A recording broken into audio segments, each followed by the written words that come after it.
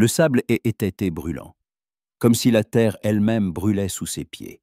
L'air vibrait au-dessus de l'horizon, tel un mirage au-dessus d'un feu, et tout alentour semblait figé dans l'attente, comme si la prairie retenait son souffle. Les buissons secs le long du lit du ruisseau murmuraient dans le vent, comme pour avertir de quelque chose d'important. Le soleil déclinait, laissant sur le ciel des taches écarlates et cuivrées, et tout semblait se préparer à disparaître dans les ténèbres. Ryder Wayne marchait le long du lit asséché d'un ruisseau, laissant derrière lui une chaîne d'empreintes, comme des balises au cas où le destin déciderait de le ramener. Grand, sec, les épaules anguleuses et le front perpétuellement froncé, il ressemblait à un homme que le désert lui-même avait façonné avec du sable et du soleil. Ses cheveux noirs, longs et emmêlés, tombaient sur sa nuque. Sur son visage hâlé, quelques vieilles cicatrices, dont une particulièrement visible, allant du sourcil droit à la pommette. Ses yeux gris, froids, semblaient regarder à travers les choses, et non sur elles. Une barbe de plusieurs jours, sombre et épaisse, couvrait son menton, comme celui d'un homme qui a depuis longtemps oublié ce qu'est un rasoir. Il paraissait avoir un peu plus de 30 ans, mais son regard portait la lassitude d'un vieillard qui a trop vécu. Ses bottes soulevaient une poussière qui se déposait sur son long manteau de cuir usé et sa chemise de toile, déchirée à l'épaule. La sueur coulait sur son cou, se mêlant à la crasse séchée sur sa peau. À sa hanche pendait un revolver, lourd comme le poids des souvenirs, dont chacun, il aurait préféré l'oublier. Il savait qu'on le cherchait. Et il savait que ses chances étaient minces. 3 hommes étaient restés en selle quand il s'était enfui. Ces 3-là ne pardonneraient un pas. Les coups de feu éclatèrent soudainement. Un, puis 2, bref et sec. La balle le toucha sur le côté gauche, sous les côtes. Il n'eut même pas le temps de se retourner. Tout se contracta en un cercle de douleur. Il s'effondra, sentant quelque chose déchirer sa chair et lui couper le souffle. Le monde s'assombrit, comme si quelqu'un avait brusquement tiré un rideau. Le ciel devint blanc comme une page sur laquelle on n'écrirait plus. Il reprit conscience à cause d'une odeur âcre, médicinale, avec une note de fumée et d'herbe. Au loin, un oiseau criait, un son bref et strident comme un coup dans la poitrine. À travers ses paupières filtrait une douce lumière. Ryder voulut bouger la main, mais son épaule semblait refuser d'obéir. Tout son corps était lourd, sa poitrine était douloureuse, et sous les bandages, il sentait une chaleur piquante et moite. « Tu es réveillé. » La voix était celle d'une femme, basse, avec un accent, le rythme de ses paroles était différent, plus doux. Ryder tourna la tête avec difficulté. Elle était assise à côté de lui, des cheveux sombres noués en un chignon serré, une peau mate, des yeux attentifs où se reflétait la faible flamme d'une bougie. Son visage était ovale, avec des pommettes hautes, un nez droit, des lèvres pleines mais pincées, comme si elle avait depuis longtemps appris à garder ses émotions pour elle. Ses sourcils étaient épais, expressifs, comme si la nature elle-même avait laissé sur son visage une empreinte de force. Au coin de ses yeux, de fines rides dues au soleil et au vent, mais elle ne l'enlaidissait pas. Au contraire, elle lui donnait de la vie et de la profondeur. Helena n'était pas de celles dont la beauté saute aux yeux. Elle se révélait lentement, mais restait longtemps en mémoire. Elle portait une simple robe de lin et un vieux poncho jeté sur ses épaules. Ni maquillage, ni bijoux. Seulement une honnête fatigue sur son visage et une légère trace de poussière sur ses doigts. Ses mains étaient fortes, rêches, comme celles de quelqu'un qui a travaillé toute sa vie. « Où suis-je » demanda-t-il d'une voix rauque, avalant sa salive sèche. « Chez moi. Tu étais blessé, très grièvement. Je t'ai trouvé dans le canyon, dit-elle en posant la paume de sa main sur son front. Tu as de la fièvre, mais tu tiens bon. Il sombra de nouveau dans le sommeil, un sommeil sans rêve, noir comme l'automne eau profonde. Les jours suivants, la conscience lui revenait par intermittence. Le toit, au-dessus de sa tête, était de chaume, les murs empisés, irréguliers. Il entendait le meuglement des vaches, au loin le son d'une guitare. Quelqu'un chantait en espagnol d'une voix fatiguée mais chaleureuse. Parfois, il sentait de la fraîcheur quand elle changeait ses bandages, lui donnait à boire des décoctions, ou restait assise en silence à ses côtés. Ses doigts étaient un sort, ses gestes prévenants, comme ceux d'une femme qui sait comment traiter la douleur. Il ne connaissait pas son nom. Elle ne connaissait pas le sien. Mais à chaque réveil, il se surprenait à chercher son regard, à écouter le bruit de ses pas. Ainsi, insensiblement, l'habitude de la douleur devint l'habitude de sa présence. « Tu m'as sauvé la vie », dit-il un jour alors qu'il pouvait enfin s'asseoir sur le lit. Son dos était douloureux, mais pour la première fois, il se sentit vivant. Elle hocha la tête, sans quitter des yeux le bol de soupe chaude.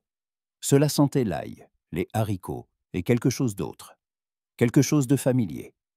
Pourquoi? Parce que tu es un homme. Pas un loup, pas un démon, pas un fantôme avec un fusil. Juste un homme. Et un homme ne devrait pas mourir comme un chien dans la poussière. Il esquissa un sourire du coin des lèvres. C'est un point de vue qui se discute.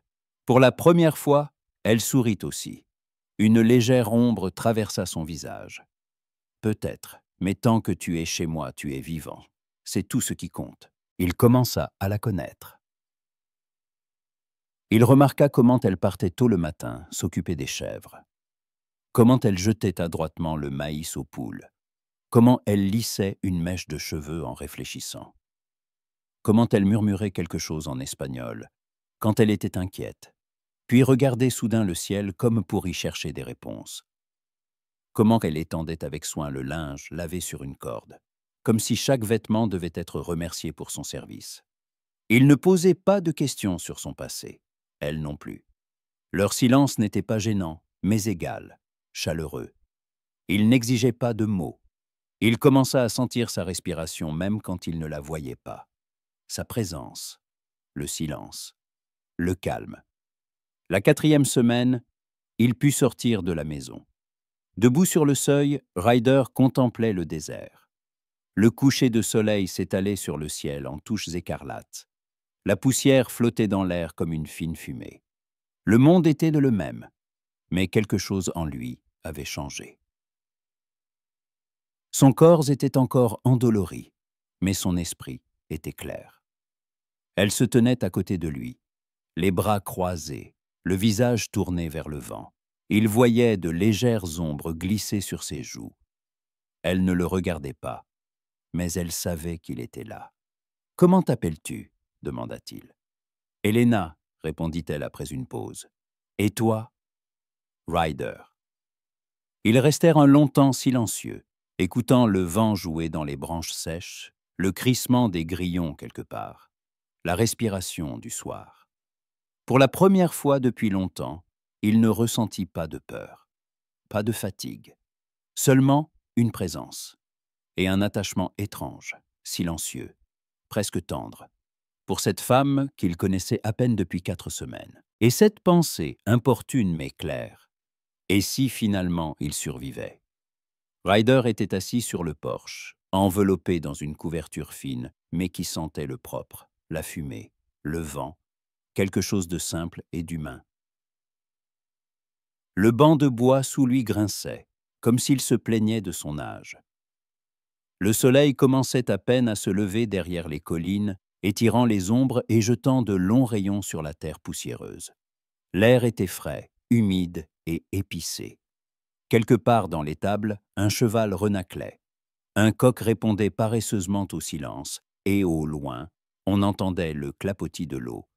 Elena, sans doute, remplissait déjà les seaux au puits. Il s'était habitué au bruit de cet endroit.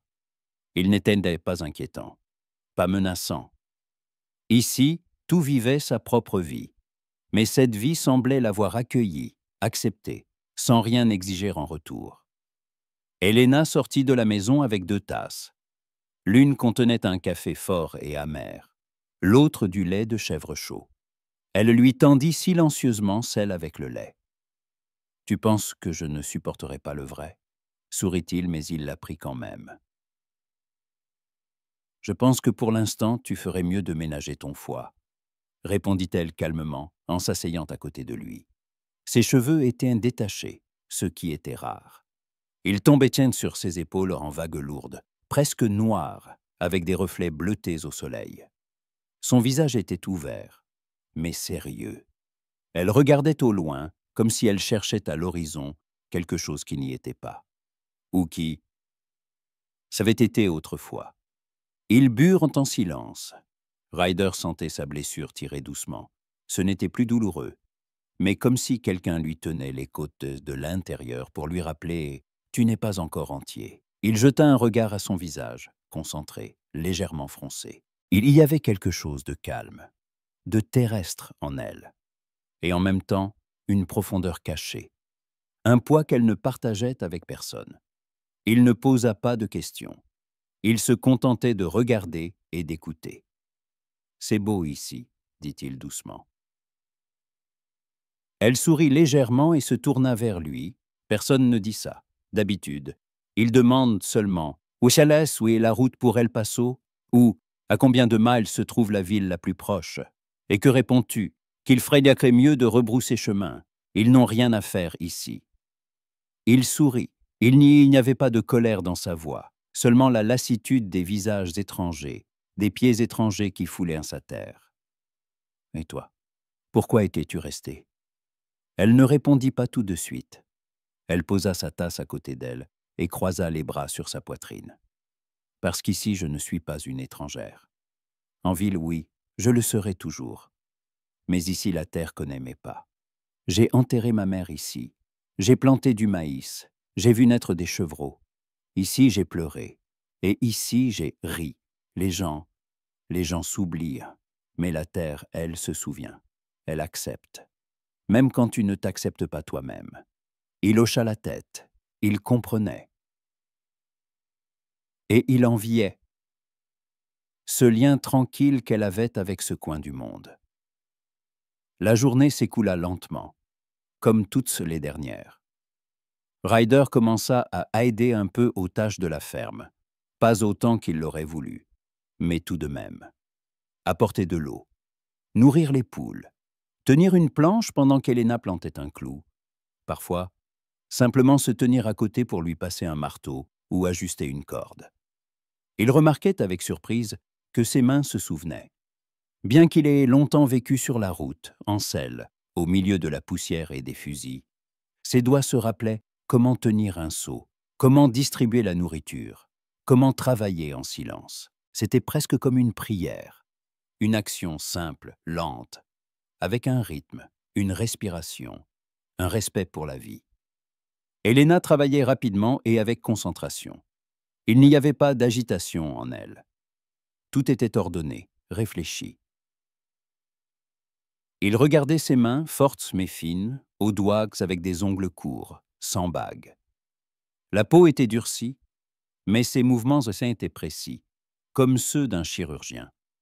Elle était tout entière comme cette maison, solide, sans superflu, mais avec de la chaleur à l'intérieur. Parfois, il se surprenait à attendre qu'elle parle, ou qu'elle rie, ou simplement qu'elle le regarde, comme ce jour-là sur le porche. Son regard n'était pas féminin au sens habituel du terme. Il était direct, ouvert, mais pas insistant.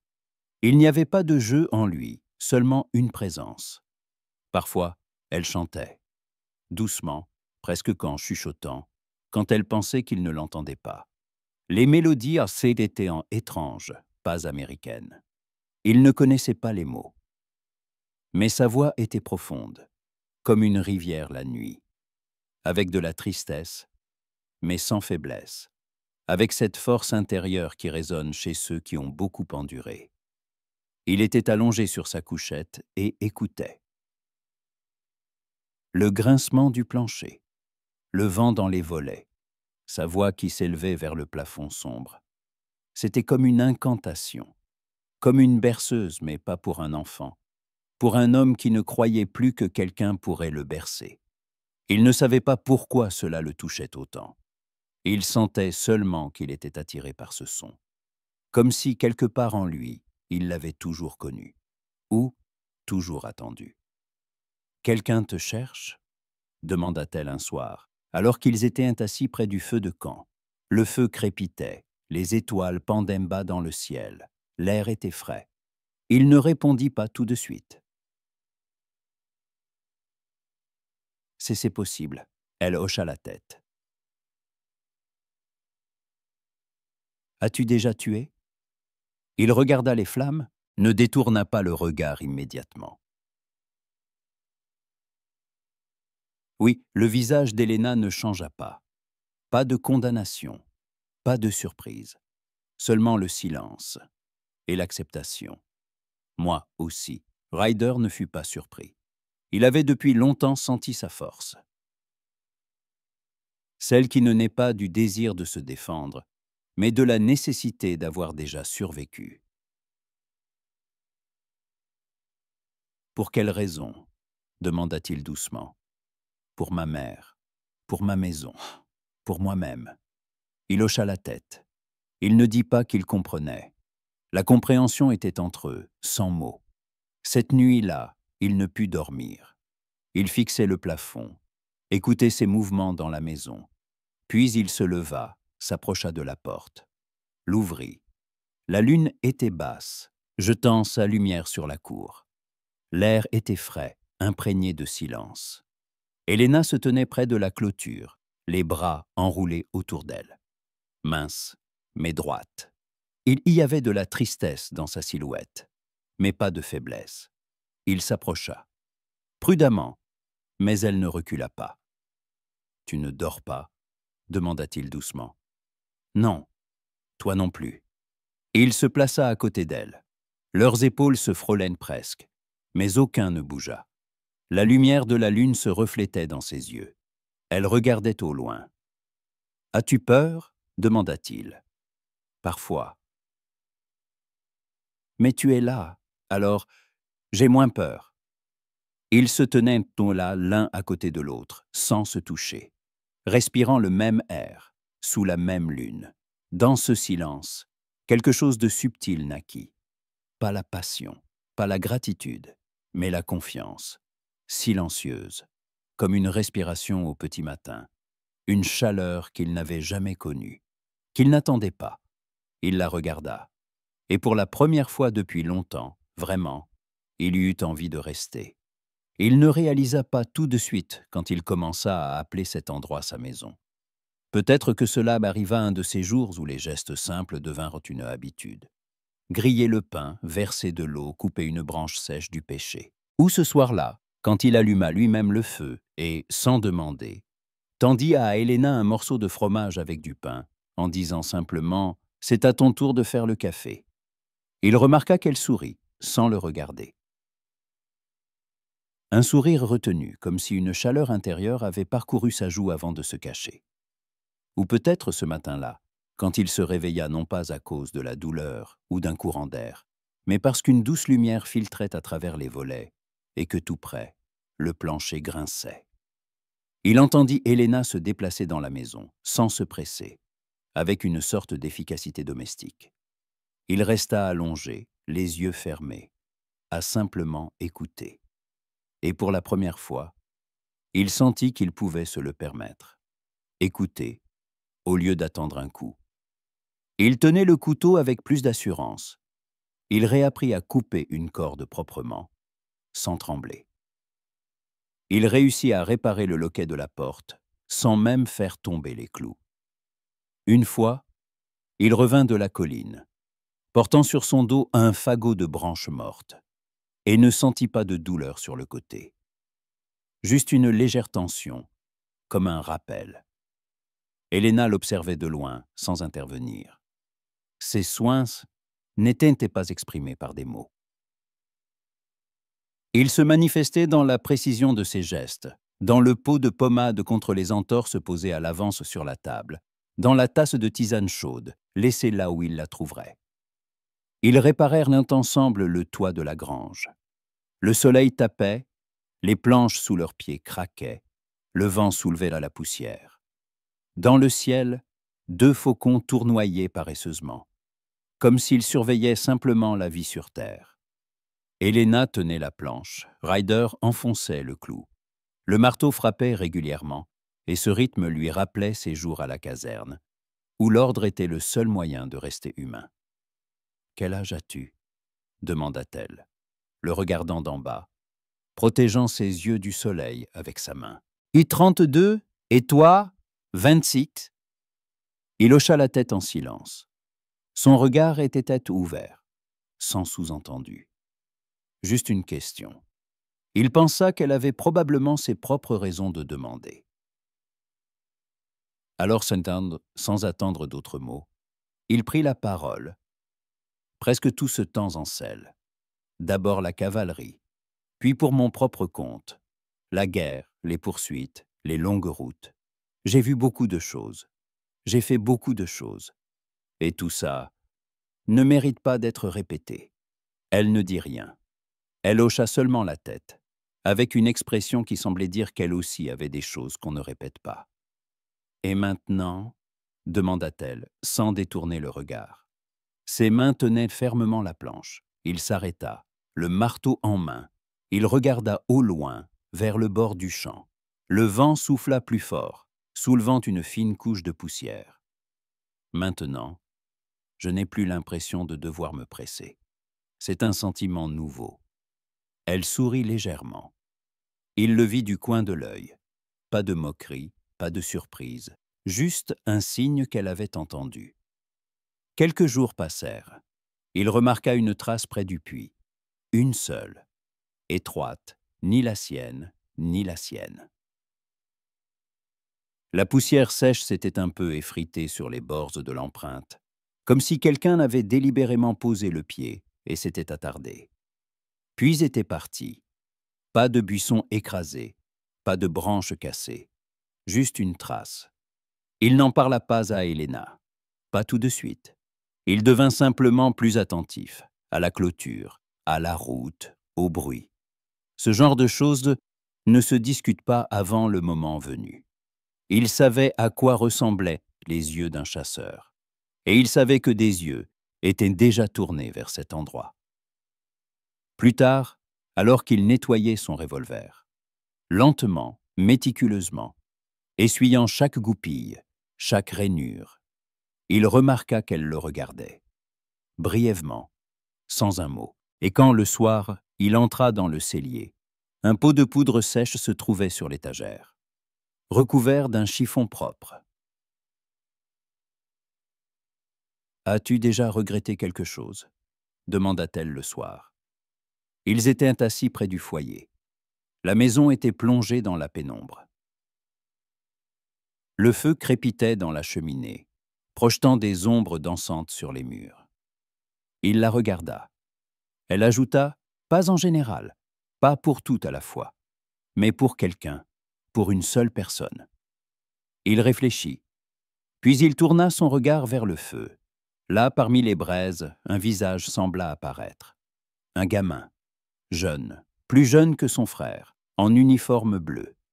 Il se tenait au milieu d'un champ, tenant son fusil comme s'il ne savait pas quoi en faire. Il tremblait. Ryder se souvint d'avoir visé et d'avoir appuyé sur la détente. Il y en a eu un jeune gars, quelque part dans le nord. Il n'a pas tiré, moi si. Helena baissa légèrement les yeux. Il y avait une femme, âgée. La maison brûlait, nous pensions qu'elle était vide. Et puis, nous l'avons trouvée à l'intérieur. Brûlée. Elle appelait quelqu'un, je l'ai appris plus tard. Le nom était gravé sur le mur. Anna. Je ne la connaissais pas, mais je n'ai pas pu dormir pendant 3 nuits. Et puis, j'ai pu. Et elle n'est plus revenue dans mes rêves. Il la regarda. Ni remords, ni justification. Juste un poids accepté. Celui contre lequel on ne lutte pas, on le porte simplement. « Tu dors maintenant » demanda-t-il. Elle ne répondit pas tout de suite. Puis, presque en un murmure, « Quand tu es là, c'est plus facile. » À l'aube, il se réveilla le premier. Le ciel était encore d'une teinte cendrée. Le soleil commençait à peine à toucher l'horizon. Il sortit vers la clôture, passa devant la grange, s'arrêta au puits. Et il vit de nouveau la trace. Presque la même, mais plus fraîche, plus nette. Comme si l'homme n'avait pas marché, mais s'était approché, avait laissé une empreinte et était reparti. Il s'accroupit, passa un doigt sur la trace. À côté se trouvèrent ses pas et ceux d'Héléna. Mais celle-ci était étrangère, sans aucun doute. Il se leva et retourna lentement vers la maison. Il ouvrit la porte. Héléna était déjà près du poêle. Elle ne posa pas de questions. Elle se tourna simplement, et il perçut dans son regard la même tension qu'il ressentait en lui. Il hocha la tête, elle se détourna, décrocha la cafetière et la posa sur le feu. « Aujourd'hui, il sera particulièrement fort », dit-elle d'une voix égale, calme, et ils n'en parlèrent not plus. Chaque jour, Ryder sentait quelque chose en lui dégeler. Pas d'un coup, mais goutte à goutte, ce qui semblait auparavant temporaire. Le lit près du foyer, l'odeur des herbes séchées sur le rebord de la fenêtre, les murs fissurés, le grincement d'une chaise, devenaient maintenant familiers, comme une cicatrice qui fait partie du corps. Et le plus étrange, c'est qu'il n'avait aucune envie de partir. Ce n'était pas seulement un refuge, c'était un endroit où il se sentait à nouveau vivant, ou du moins, pas mort. Il commença à se réveiller avec les premiers rayons du soleil, non pas par peur de manquer un danger, mais parce que son corps était naturellement attiré par le jour. Il savait à quel moment le coq chanterait pour la deuxième fois, comment la rosée se déposait sur le portail, comment la troisième planche à gauche du plancher grinçait près de la porte du cellier. Ces détails, il ne les remarquait pas auparavant. Maintenant, il les saisissait comme des signes de réalité. Et il ne vivait plus comme un invité, mais comme un homme qui avait de nouveau un matin. Le troisième jour après avoir revu la trace, Ryder prit son fusil, pas pour tirer, juste pour aller voir, comprendre, évaluer. Il savait que les traces disparaissaient vite, surtout sur une terre sèche, où le vent balait facilement la couche supérieure. Mais il trouva tout de même quelques indices et un buisson cassé, le bord d'une pierre légèrement enfoncée, de l'herbe à peine foulée. Ce n'était pas un passant accidentel, c'était quelqu'un qui observait, qui venait et repartait, et qui savait qu'on le remarquerait. En revenant, il sentit que le silence environnant n'était plus le même. Il était plus dense. Il contenait quelque chose. Héléna l'attendait près du puits. Elle tenait une cruche, mais ne se pressait pas de la remplir. Elle se tenait simplement là, regardant au loin. Quand il s'approcha, elle dit, sans le regarder, « Ce soir, j'apporterai le vieux fusil. Il est lourd. Mais il tire. » Il se contenta de hocher la tête. Rien d'autre n'était nécessaire. Le soir, ils n'allumèrent pas de feu dans la cour. Seulement le poêle, une faible lueur, un reflet terne sur les murs. Ryder était assis contre le mur, son fusil posé à côté de lui, appuyé sur son genou. Héléna triait des herbes, lentement, presque sans bruit. La pièce sentait la fumée, l'absinthe et la lavande séchée. Elle rompit le silence la première. As-tu déjà imaginé comment tu vivrais si les choses s'étaient passées autrement? Il hocha la tête. Ne répondant pas tout de suite, « Il fut un temps où je pensais que j'aurais mon propre lopin de terre. Une maison, une véranda, un chien, un petit champ. Sans richesse. Juste pour vivre, clairement, simplement, tranquillement. Sans regarder en arrière. Pourquoi ça n'a pas marché? D'abord, la guerre a commencé, puis l'habitude, puis la peur de s'arrêter. Parfois que le chemin que tu suis n'était pas celui que tu choisis, mais celui que tu ne peux plus quitter. » Elle posa délicatement une botte de tige sèche sur la table. « Moi, je n'ai jamais eu d'illusion. Ma mère disait, « Tu n'es pas faite pour ce monde. Le monde ne sait pas quoi faire de toi. Alors tu devras te tenir là où tu n'es pas. » Et c'est comme ça que j'ai vécu, au carrefour, entre la peur et la nécessité. Il la regarda. Il n'y avait pas de ressentiment dans sa voix, seulement de la fatigue, acceptée, comme une partie du destin. « Et maintenant ?» demanda-t-il. Elle détourna le regard, jeta quelques herbes dans un bol en terre cuite. « Maintenant, je ne veux pas retourner là où je vivais, même si quelqu'un attend derrière la porte avec une arme. Même si je dois fuir à nouveau. » Il hocha la tête en silence. Pour la première fois depuis longtemps, il sentait que quelqu'un lui disait non pas la vérité, mais exactement ce qu'il pensait vraiment, sans faux semblant, sans jeu. La nuit était profonde. Pas un bruissement, pas un son. Seulement de rares rafales de vent et cette chape de silence oppressante qui, loin d'apaiser, inquiétait. Ryder ne dormait pas. Il était assis près de la fenêtre, à l'écoute. Parfois, il sortait sur le porche. Le sable sous ses pieds s'était froid. La lune se cachait derrière de fins nuages, comme si elle ne voulait pas éclairer ce qui se passait. Vers 3 heures du matin. 3 heures du matin, il entendit, quelque part au loin, derrière la clôture, une branche craquer. Pas fort, mais assez pour que son cœur manque un battement. Et il se leva, prit son fusil, sortit, s'immobilisa à l'angle de la maison. Son ombre s'allongea sur le mur, longue, immobile. Personne ne bougeait. Les bruits s'étaient tus. Seulement sa respiration et son pouls. Le temps semblait s'être arrêté, et tout l'espace s'était rétréci à ce point, ici, maintenant, dans l'obscurité. Il resta ainsi jusqu'à l'aube. Ses doigts étaient engourdis, son dos lui faisait mal, mais il ne bougea pas. Ce n'est que lorsque la lumière commença à se répandre lentement sur la terre qu'il retourna dans la maison. Helena était assise près du foyer. Elle n'avait pas dormi. Elle ne faisait pas semblant d'attendre. Elle était simplement là. Il ferma la porte, posa le fusil contre le mur. « Je fais Ketty. Je vais mettre la bouilloire et je vais fermer les volets, dit-elle. » Il ne répondit pas. Il hocha simplement la tête. Et dans ce hochement de tête, il y avait plus de gratitude que dans n'importe quel mot. Car maintenant, il le savait. Il n'était pas seul dans cette angoisse. La journée se passa tranquillement. Ils travaillèrent dans le jardin, attachant les plants de tomates, réparant le grillage du poulailler. Ils remplacèrent une partie de la clôture derrière la cour. Elle fabriquait du savon, ils nettoyaient et les outils.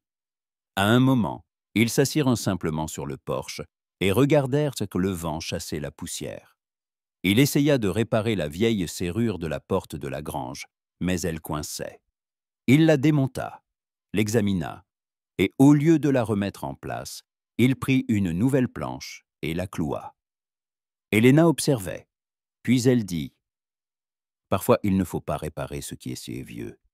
Il vaut mieux recommencer à neuf, comme ça les fissures ne reviennent pas. » Il la regarda, il voulut répondre, mais ne le fit pas.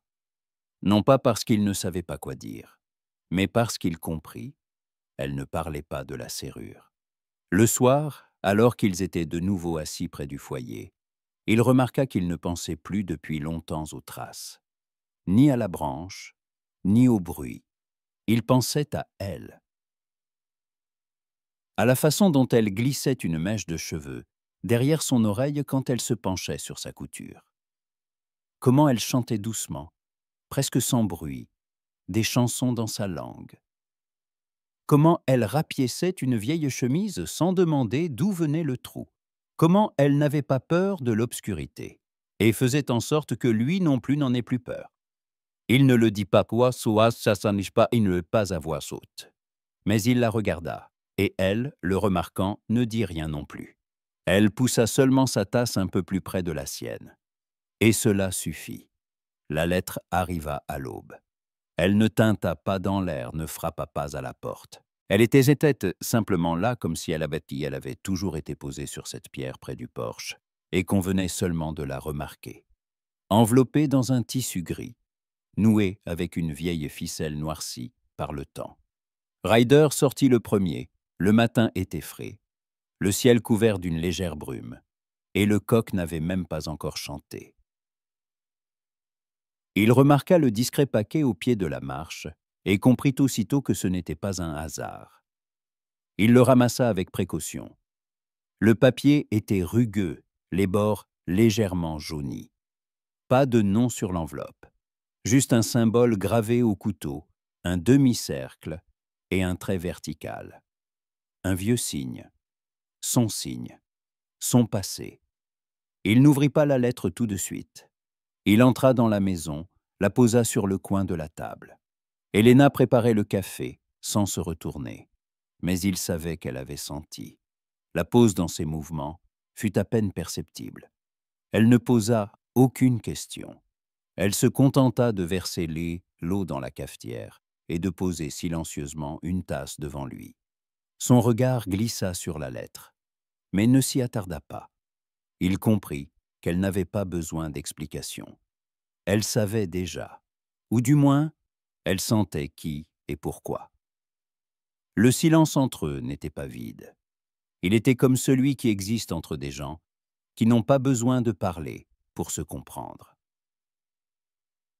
Il ne cacha pas la lettre. Elle ne lui demanda pas de raconter. Ils restèrent simplement assis à table, buvant leur café. Ensemble. Comme chaque matin depuis des semaines, sauf que l'air était plus dense. Comme avant un orage. Quand il déplia enfin le papier, l'écriture lui était familière. Nette, droite, appuyée, comme celle de ceux qui ont l'habitude non pas de demander, mais d'ordonner. Les mots étaient courts, mais lourds de sens. J'arrive. Tu sais pourquoi. Tu as 3 jours. Après, les choses se passeront comme elles le doivent. Il n'y y avait pas de signature. Mais elle n'était pas nécessaire. Ryder savait. C'était Silas, un vieil ami, un partenaire, plus proche qu'un frère, autrefois, jusqu'à ce que leurs chemins se séparent. L'un avait tourné à droite, l'autre à gauche. L'un avait choisi le combat, l'autre la fuite. Et chacun savait que, tôt ou tard, ils se retrouveraient, mais pas du même côté. Il trouvera cette maison? Demanda Elena le soir, alors que les ombres s'allongeaient sur les murs et que le feu crépitait dans le foyer, chassant la pénombre. Sa voix était calme. Ce n'était ni un défi, ni de la peur. Juste un désir de savoir. Il la trouvera, dit Ryder. Il trouve toujours. Il sait lire les traces, même celles qu'on ne voit pas. Elle hocha la tête et, sans quitter des yeux les flammes, ajouta « Alors nous avons 3 jours. Pas pour avoir peur, mais pour vivre comme s'il y avait encore un avenir. » Les 24 heures suivantes furent étranges. Tout se déroula comme d'habitude. Le café du matin, la nourriture pour les poules, la réparation de la clôture, les conversations sur la planche qui grince et le coin où la poussière s'accumule. Mais sous ces actions se déroulait une autre vie, tendue comme une corde. Ryder parlait moins. Sa main reposait de plus en plus souvent sur sa ceinture, près de son revolver. Elena sortait plus souvent sur le porche, regardait plus longtemps la route. Mais ils ne parlaient pas de lui. Pas une seule fois ils ne prononcèrent son nom. Pourtant, il flottait entre eux. Le 2e jour, il dit ce qu'il portait en lui depuis longtemps. Sans préparation, sans raison, simplement parce qu'il ne pouvait plus se taire. Ils étaient assis dans la cour. Le vent agitait doucement les feuilles des arbres. L'air était chaud, mais quelque chose en lui le glaçait. « Il était comme un frère pour moi, » dit Ryder, le regard fixé au sol. « Nous avons combattu ensemble, partagé le pain, les munitions, le silence. Mais à un moment, j'ai compris. Si je restais, je deviendrais comme lui. Alors je suis parti, et il a dit qu'un jour il me retrouverait. Je pensais qu'il disait ça sous le coup de la colère. Mais maintenant, je vois, il attendait juste son heure. » Elena resta silencieuse. Puis, après 1 minute, elle demanda « Regrettes-tu d'être parti ?» Il la regarda et secoua légèrement la tête. « Non. parce que si j'étais resté, je ne serais jamais arrivé ici. Avec toi. Le troisième jour commença avec une odeur d'orage. Le ciel, dès le matin, était sombre comme du fer fumé. L'air était dense, lourd. Tout en autour semblait retenir son souffle. Même les oiseaux se taisaient. Ryder vérifiait ses armes. Elena préparait la soupe en silence. Aucun des deux ne parlait du lendemain. Ce n'est que vers le soir qu'elle, en essuyant la fenêtre, demanda « Tu vas l'attendre ici ?» Il se tenait contre le mur, regardant la lettre qui était toujours sur le coin de la table. Il réfléchit, répondit « Je ne sais pas, peut-être, mais une chose est sûre. Je ne veux pas que tu souffres à cause de mes choix. Je ne veux pas que quelqu'un t'entraîne dans les ténèbres d'où je suis sorti. » Elle posa le chiffon sur le rebord de la fenêtre, s'approcha de la porte, l'ouvrit en grand et sortit sous les premières gouttes. Là, sous le ciel où les éclairs commençaient déjà à zébrer, elle se retourna. « Si tu ne veux pas être seule, ne le sois pas. Ce n'est pas compliqué. Laisse-moi simplement marcher à tes côtés. » Il la suivit, en silence, se plaça à côté d'elle. Les gouttes de pluie devinrent rapidement plus grosses, et avec elles, quelque chose de solide naissait en lui. Pas de la peur, mais de la détermination.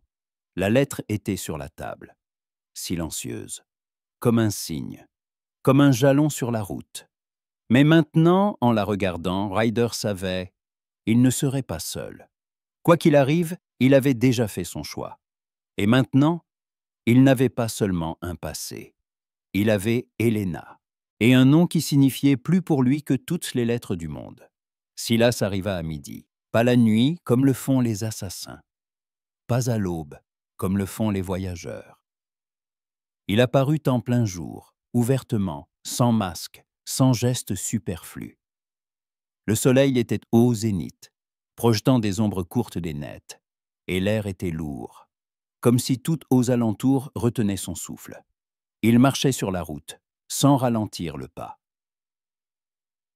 La poussière sous ses bottes se soulevait lentement et retombait, comme si elle reconnaissait en lui non pas un étranger, mais une partie de cette terre. Il ne se faufilait pas, ne regardait pas aux aguets. Il avançait simplement, comme un homme qui ne se pose plus de questions. Ryder se tenait sur le porche, sans arme à la main, dans une chemise délavée, le dos droit et le regard fixé au loin. Elena était derrière lui, dans la maison. Il sentait son silence, sa présence. Il savait qu'elle n'était pas seulement là, mais à ses côtés, non pas comme une observatrice, mais comme une partie de la décision. Silas s'arrêta au bord de la cour. Son manteau était poussiéreux, son chapeau aussi vieux que le chemin qu'il avait parcouru. Son visage était allongé, marqué par le temps, mais pas brisé. Ses yeux regardaient droit devant, sans haine, mais aussi sans pardon. « Tu savais que je viendrais, » dit Silas. Sa voix était basse, calme, comme l'eau d'un étang stagnant. « Je le savais, » répondit Ryder sans changer d'expression. « Et tu es quand même resté. Je suis resté. » Pourquoi? Le silence entre eux était dense comme de la fumée. Pas un silence vide, mais un silence plein. « Parce que je ne fuis plus, » dit Ryder. « Parce que derrière ces murs, il y a une personne pour qui je suis resté, et pour qui je ne veux plus vivre comme avant. » Silas plissa légèrement les yeux. Il s'approcha, lentement, sans menace. Mais à chaque pas, la tension environnante s'épaississait. Même l'air semblait plus lourd. « Et nous avons des comptes à régler, je sais. »« Tu veux les régler maintenant ?» Ryder secoua la tête. « Je ne le veux pas. Mais s'il le faut, je ne reculerai pas. » Silas tourna son regard vers la porte. Il sentait que quelqu'un se tenait derrière. Et il avait déjà compris qui. Il regarda de nouveau Ryder. « Elle t'a changé ?» Ryder Sheetish haussa légèrement un sourcil. « Non, j'ai changé moi-même. Elle n'a simplement pas fait obstacle, et c'était suffisant. » Les deux hommes se faisaient face, sans armes à la main, mais avec une histoire qui pesait plus lourd que des revolvers. Entre eux, il y avait des années, des erreurs, du sang et des choix. La terre sous leurs pieds semblait attendre. Y aurait-il un pas en avant ou un coup de feu? Mais le pas, ce fut Silas qui le fit, en arrière. Pas tout de suite. D'abord, il baissa les yeux, puis il expira. « Tu as une maison maintenant, dit-il. Ça veut dire que tu as quelque chose à perdre. » Ryder hocha la tête. « Oui.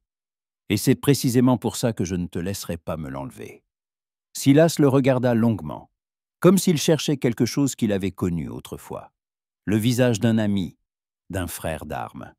Mais il ne le trouva pas. « Il n'est plus là, dit Ryder, doucement, avec assurance, sans regret. » Silas ne contesta pas. Il se retourna simplement et partit, du même pas qu'à son arrivée, régulier, assuré, mais un peu plus lent. Comme s'il laissait une partie de lui-même dans cette cour. Quand il disparut au détour du chemin, Ryder resta encore longtemps sur le porche. Le vent lui caressait le visage. La poussière se calmait. L'espace se remit à respirer. Il entra dans la maison. Helena était assise à table, une tasse à la main. Elle ne posa aucune question. Il s'approcha, s'assit à côté d'elle et posa sa paume sur ses doigts. « Il ne reviendra pas, dit-il. Je l'ai vu dans ses yeux.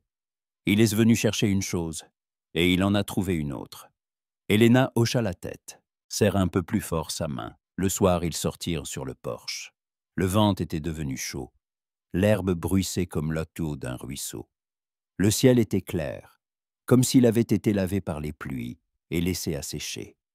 Ils étaient assis l'un à côté de l'autre, comme ils l'avaient fait tant de fois. Mais maintenant, il n'y avait plus de tension entre eux. Seulement un silence qui n'oppressait plus. Il faisait partie d'eux. « Tu penses toujours que tu ne sais pas t'arrêter ?»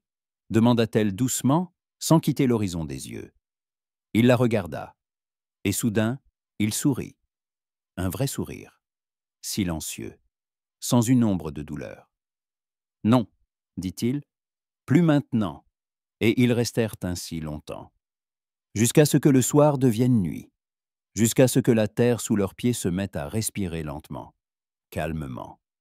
Et le monde, pour la première fois depuis longtemps, n'exigeait d'eux ni choix, ni fuite.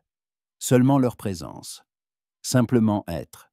C'était là leur victoire, leur petite victoire, invisible aux yeux de tous, mais la plus réelle qui soit. Le printemps arriva lentement. D'abord dans l'odeur, l'herbe sentait différemment. Puis dans les sons, les oiseaux se mirent à chanter plus fort, plus longtemps, avec plus d'assurance. Puis dans la lumière, elle devint plus douce, plus chaude. Et un matin, Ryder comprit. L'hiver était derrière lui, pas seulement dans la météo. Il vivait toujours en marge. Là où la route se perdait dans les rochers et où la carte devenait un vide. Mais ce n'était plus de la solitude, c'était un choix. La terre les avait acceptés, comme elle n'accepte que ceux qui ont cessé de se battre contre elle. La ferme s'était agrandie, apaisée, assurée. Les poules ne s'effarouchaient plus au bruit de leurs pas. Les chèvres venaient à leur rencontre comme de vieilles amies. Contre le mur poussait un jardin, inégal comme la vie elle-même, mais vivant. Ryder avait construit une nouvelle clôture, solide, avec des poteaux bien droits. Helena brodait le soir, fredonnant parfois pour elle-même, et maintenant, il reconnaissait dans sa voix non seulement la mélodie, mais aussi la paix. La lettre de Silas, il l'avait brûlée, ensemble, sans un mot. Un soir, il l'avait simplement jetée dans le feu. Le papier s'était enflammé rapidement, sans fumée. Les cendres s'étaient dispersées dans l'air, comme si ce passé n'avait jamais existé. Mais ils savaient tous les deux qu'il avait existé, et cela donnait du poids au présent. Ils ne parlaient pas de l'avenir en grands mots, ils vivaient tout simplement, jour après jour, parfois en silence, parfois en discutant, avec attention, sans se presser. Ryder se réveillait encore parfois avant Helena. Il préparait le café, sortait sur le porche, regardait le soleil se lever lentement. Parfois, il écrivait. Quelques lignes brèves dans un vieux carnet, pas pour la mémoire, pour lui-même. Il ne se considérait pas comme un conteur, mais il savait qu'il y a des choses qu'il faut nommer pour qu'elles ne disparaissent pas.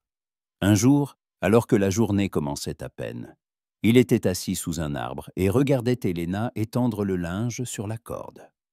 Le vent jouait avec le tissu, le soleil s'accrochait à ses cheveux. Elle le regarda sans dire un mot, et il sourit. Il ne savait pas ce qui allait suivre.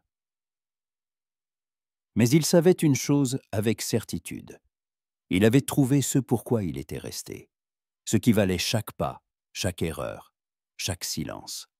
Il avait trouvé un visage qui avait changé son silence. Et cela était plus précieux que tout, car là où la trace s'arrête, la maison commence.